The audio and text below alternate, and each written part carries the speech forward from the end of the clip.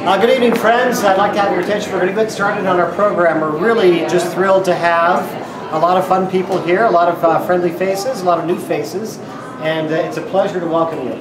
For those of you who I haven't had a chance to say hello to yet tonight, my name is Ryan Call, and I serve as the chairman of the Denver Republican Party. It is an exciting time for our party. We've got a lot of great things happening, in particular right here in Denver.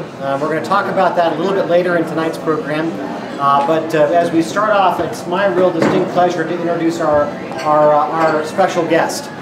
Congressman Patrick McHenry hails from the land of the Blue Ridge Mountains in North Carolina's 10th district. It's a gorgeous piece of country, and he has served in Congress since the ripe old age of 29 in 2004 when he was elected, serving as, at the time, in both the 109th and 110th Congresses as the youngest member of Congress. He has now been edged out by someone from the Midwest at the age of 27, I think. Is that right? Pretty crazy.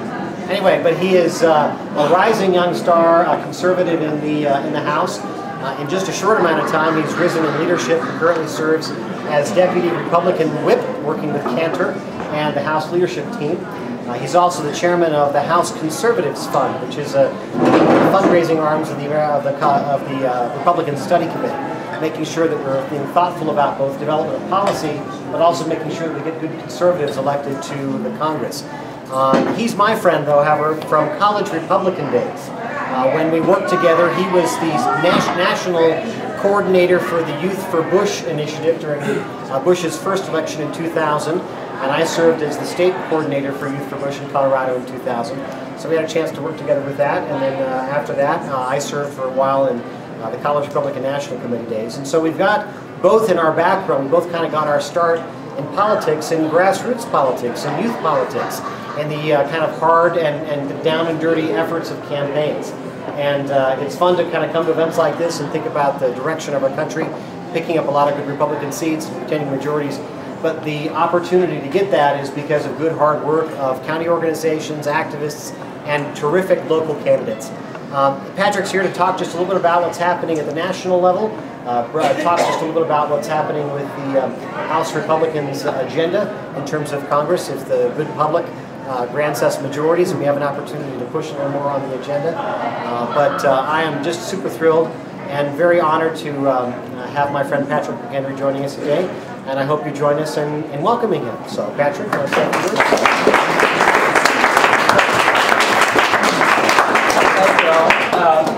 Thank y'all. I guess you don't say y'all, but anyway,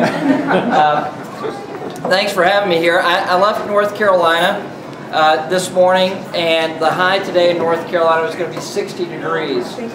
And so here I am in Denver, Colorado, getting actually warmer weather than in the deep south. So it's been a great day here in Colorado. And you got a lot of great races here. But Ryan, thank you for your leadership, your friendship over the years, but your leadership for Denver and the Republican Party here. People think, well, you know, Republicans can't win in Denver, but you know, we're talking statewide elections. And that makes all the difference in the world to get the best turnout you possibly can and to pick up as many centrist or independent-minded folks here in Denver. And so you mitigate some of the losses that you'll see out of Denver, and therefore our Republican candidates can win statewide. And it's very important for us to get folks out. And we still can win here. It's a matter of making sure that we're effective and get our message out. So just want to mention a couple things, and then I'll turn it back over for Ryan's presentation. But the House Republicans have certainly seen, we've gone to our lowest point of Republican members in the U.S. House since the mid-'80s. We came in just 2 years ago, in January of last year, with a popularly elected Democrat president who ushered in the largest Democrat majority they've had in the House of Representatives since Jimmy Carter's era. Far more ideologically aligned, far more liberal than they were then. And they had 60 votes in the Senate as well. So you had huge Democrat majorities in the Senate, And the Newsweek headline that everybody remembers is, "Are we all now socialists?" Right? How quickly 21 months changes. And how quickly the American people have responded to the actions of Washington to see how destructive government can be. First with a failed stimulus, next with a government takeover of health care, cap and trade is put forward as a bill out of the House. It's now sitting in the Senate. The Frank Dodd banking regulatory rewrite, the tax increases. All the top-line successes of this administration are pretty easy to recognize because they're also the same things American people dislike. Right? Thank you. So, going into this election, we have that as a backdrop. But the question remains, what are we about as Republicans? What are we about as conservatives? And House Republicans have responded. It's not a party platform that we put forward, but we put forward an agenda called the Pledge to America. And there have been a lot of questions about this. Is it bold enough? Well, I think it is bold. We have a balanced budget. We're saying that we'll have spending cuts, that we'll demand votes. If you put forward a new government program, you have to eliminate an existing government program.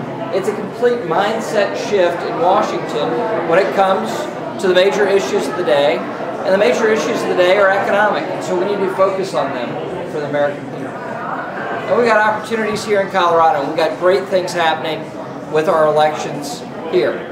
Just today, the DCCC, the campaign arm for Pelosi, pulled out of defending Congresswoman Markey.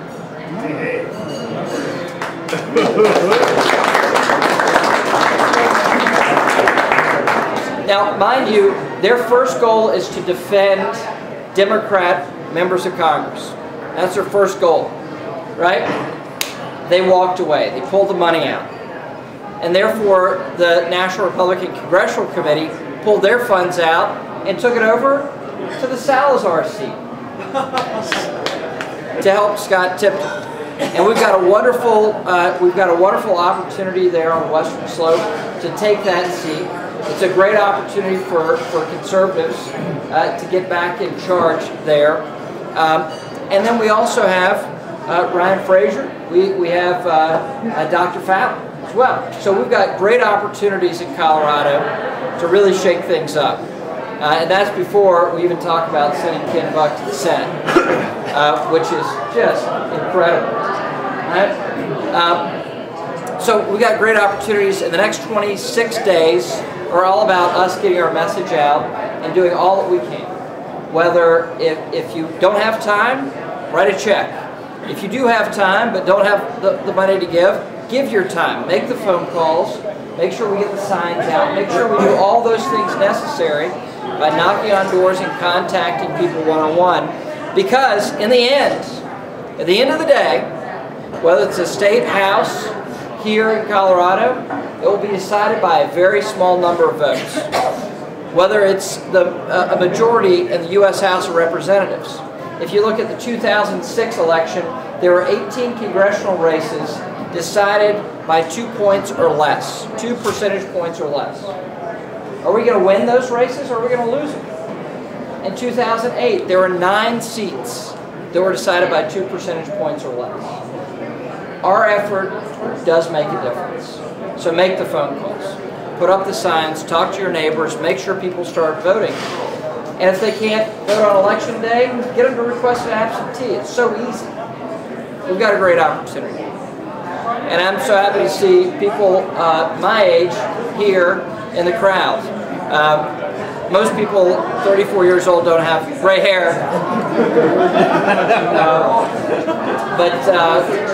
Apparently there's an old story of my grandfather who passed away years ago, who, you know, lived his whole life and he had this nice solid head of black hair till the day he passed. Soon after he passed, we realized the reason why he had this dark hair is because he dyed it. So I got to thank my grandfather suffering for giving me this gray hair. But anyway, we got a great opportunity, and it's great that we got young people involved in the party, and it can make a difference, and it will make a difference, because we can change our country and change our country for the better. After all, that's why we're involved in this political process. So, thanks so much for coming out, and I'll turn it right back over to Chairman Call.